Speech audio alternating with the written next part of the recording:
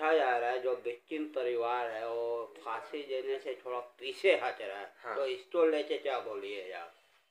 देखिए, जो विक्टिम का परिवार है जो फांसी देने के लिए अभी पीछे हट रहा है संजय रॉय को, इसीलिए हट रहा है क्योंकि विक्टिम के परिवार को अच्छे से ये समझ में आ रहा है अभी कि संजय रॉय अकेला इस कांड में शामिल नहीं है, और संजय रॉय को अभी जिंदा रखना बहुत ही ज़्यादा ज़रूरी है, क्योंकि जब संजय रॉय ही जिंदा रहेगा तभी जा करके जो असली गुनहगार है वो सामने आएगा।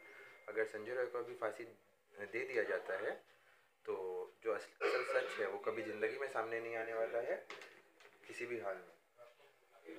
আপনি কেসটা হাতে নিয়েছেন, আপনি কি সঞ্জয় রায়ের সঙ্গে দেখা করেছেন? হ্যাঁ, আমি দুবার সঞ্জয় রায়ের সাথে দেখা করেছি। তো আপনাকে কি বলছে সঞ্জয় রায়, কি বলছে? মানে দেখুন, সঞ্জয় রায় তো পরে বলবে, কিন্তু ওর আগে তো আমাকে বলছে কারেকশনাল হোমের যে অফিসাররা আছে বা কন্ট্রোলার আছে এরা আমাকে তো আগে অ্যাক্সেস দেওয়া চাইছিল না, আমাকে অ্যাক্সেস দেওয়া হলো না ফার্স্ট টাইম যখন আমি গেছিলাম। সেকেন্ড টাইম যখন গেছি তখন আমার সাথে দেখা করার আগে সঞ্জয় রায়কে কন্ট্রোলার ডেকেছে নিজের রুমে, আর ওকে বলা হচ্ছে যে তুমি কোনো মতেই প্রাইভেট ডিফেন্স নিও না, তুমি সবসময় স্টেট ডিফেন্সটা নিও। আর ওকে প্রেশারাইজ করা হচ্ছিল যে তুমি কোনো পেপারটা, কোনো ওকালতনামা বা কিছু তুমি সাইন করবে না by the correctional home authority anti controller. এমনি সাদা কাগজে কোনো সাইন করানোর চেষ্টা হয়েছিল? হ্যাঁ, সঞ্জয় রায়কে চেষ্টা করা গেছিলো on the instructions of the controller. কোনো অফিসার এসছে যখন আমি বেরোচ্ছিলাম তখন সঞ্জয় রায়কে বলা হচ্ছিল যে তুমি একটা সিগনেচার করে দাও, আর আমি যখন পিছনে ঘুরে দেখলাম সেখানে আমার লেটারটা ছিল যেখানে আমি ইন্টারভিউয়ের জন্য অ্যাপ্লিকেশন করেছিলাম, ওই পেপারটার নিচে একটা ব্ল্যাঙ্ক পেপারও ছিল। এখন ওকে ওখানে সাইন করা বলা যাচ্ছিল কি তুমি এখানে সই করে দাও। আর যখন আমি জিজ্ঞেস করলাম যে কিসের জন্য সই করাচ্ছ তুমি, তখন উনি কোনো উত্তর দিতে পারলো না আমাকে। আর তারপরে আমি সঞ্জয় রায়কে বারণ করে দিই তুমি কোনো মতেই কোনো ব্ল্যাঙ্ক পেপার বা কোথাও সাইন করতে যেও না যদি কোনো অ্যাডভোকেট তোমাকে রিপ্রেজেন্ট না করে, be it me or the state. আচ্ছা, রাজ্যের মুখ্যমন্ত্রী মমতা বন্দ্যোপাধ্যায় এবং সিবিআই চাইছে ফাঁসি, তো আপনারা কি করে আটকাবেন বলে আপনারা করছেন? দেখুন, আসল কথাটাকে চাপানোর জন্য স্টেট গভর্নমেন্ট আর সিবিআই পুরো চেষ্টা লাগাচ্ছে যে ওকে ফাঁসি দেওয়া হয়, কিন্তু এখানে ফাঁসি দেওয়া অত সহজ না, কেন কি এখানে ভিক্টিমের প্যারেন্টসরাও ডিমান্ড করছে যে ওকে ফাঁসি না দেওয়া হয়।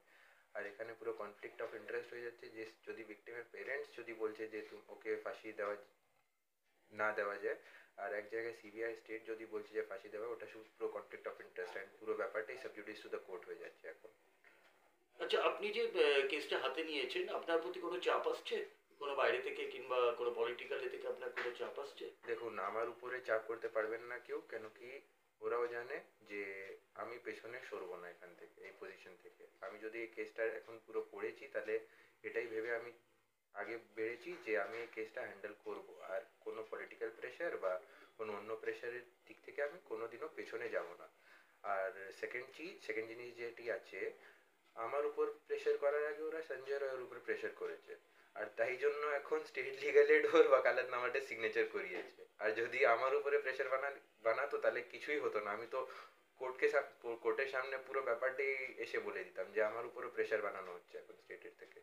আচ্ছা, অভয়ের মা বলছে যে সুপ্রিম কোর্টে মানে হাইকোর্টে ভরসা নেই, সুপ্রিম কোর্ট। কি বলবেন আপনি? আপনি যে এখানে কেসটা আপনি করছেন, লড়ছেন, তো অভয়ের মা বলছে সুপ্রিম কোর্ট এ করবে, আপিল করবে। দেখুন, এখানে আমি কোনো কমেন্ট করতে চাই না, কোর্টের ব্যাপার হয়ে যাচ্ছে। তো আপনার কাকে মনে হচ্ছে মানে করেছে বলে?